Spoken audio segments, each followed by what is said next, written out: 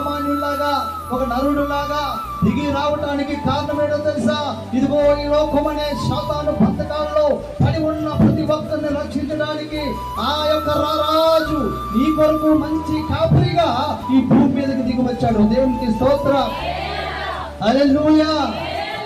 ఆయన క్వాలిటీ ఏంటంటే నువ్వు నశింపుకోవడం ఇష్టం లేదు, నువ్వు నశింపుకోవడం ఇష్టం లేదు. బాధల్లో పడి ఒకవేళ తప్పిపోతున్నావు, ఈరోజు నీ యొక్క బంధాలను బాధల్లో పడి ఒకవేళ తప్పిపోయే పరిస్థితుల్లో ఉన్నావేమో, ఈ స్థితిగతులు బట్టి ఆలోచిస్తూ ఇంట్లోనే తప్పిపోయే పరిస్థితుల్లో ఉన్నావేమో.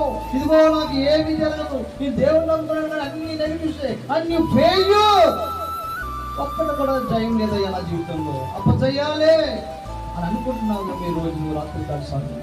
ప్రియమైన దేవుడు బిడ్డలారా, ఇదిగో దేవుడికి మంచి కాపరికి ఎవరైతే ఫెయిల్యూర్ అయిపోతారో వారి దగ్గర దేవుడు ఉంటాడని వాక్యం రాయబడింది.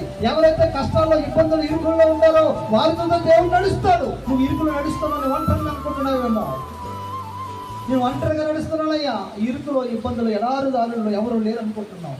మంచి కాపరి తోడుగా ఉన్నాడనే విషయాన్ని గ్రహిస్తాడు. దేవుడికి స్తోత్రం.